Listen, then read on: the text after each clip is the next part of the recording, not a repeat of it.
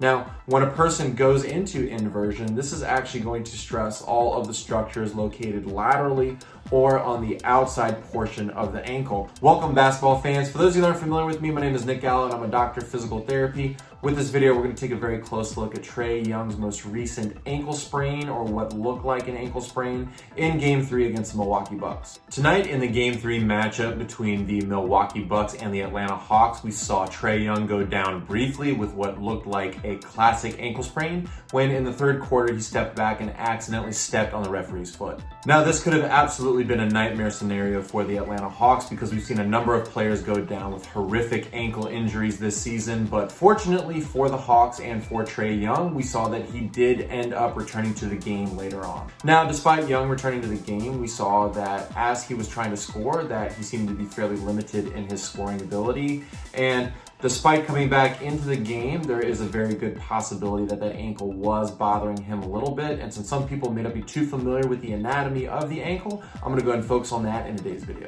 If you like today's video and you find it informative, please hit that thumbs up and subscribe to the channel because I will be making more videos in the future regarding sports injuries, rehabilitation, and other physical therapy related content.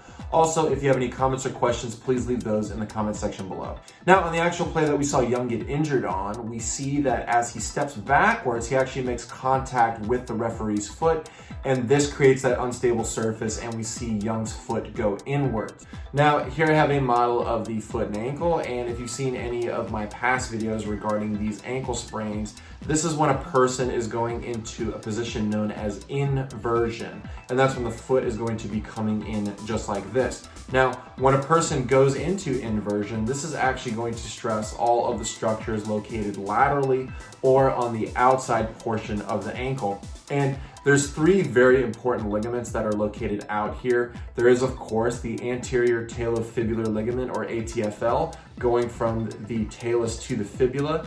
Then we have the calcaneofibular ligament, which is going from the calcaneus to the fibula, also known as the CFL.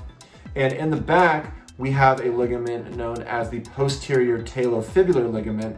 This is going to be going from the talus to the fibula. The most common ligament that we see get involved The most common ligament that we see get stressed in these positions, of course, is that ATFL.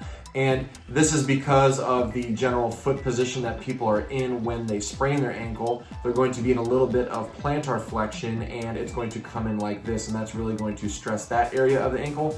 But when a person goes into this inversion position, this of course can stress one or multiple of those ligaments.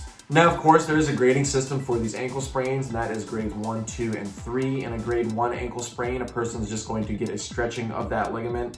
In a grade 2, they're going to get stretching and partial tearing. And finally, in a grade 3, they're going to get a complete rupture of the ligament.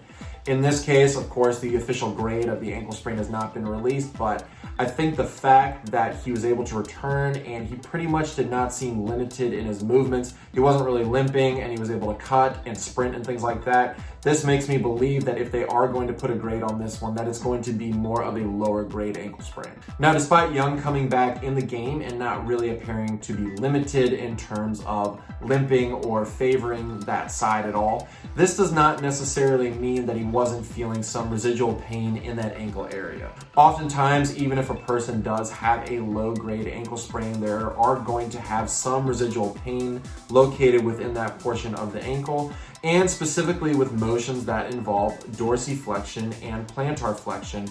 And these are two motions that are really utilized a lot when a person is doing a jump shot or if they're jumping or sprinting. Now, when a person is going in and out of these positions a lot, these ligaments in the ankle, of course, are going to contribute to overall ankle stability. So if you do have a little bit of irritation in one, this can lead to some residual pain as you do those movements. I think the fact that Trae Young, of course, was able to finish the game, I think that's definitely a positive in his case, but we're going to need to just pay attention to his case moving forward to determine his official status for Game 4. If I happen to hear any updates regarding Young's ankle, I'll be sure to update everybody in the comment section. Once again, thank you very much for watching this video. I really appreciate it. If you like this content, please subscribe to the channel because I will be making more videos in the future. Thanks for tuning in, and I'll see you next time.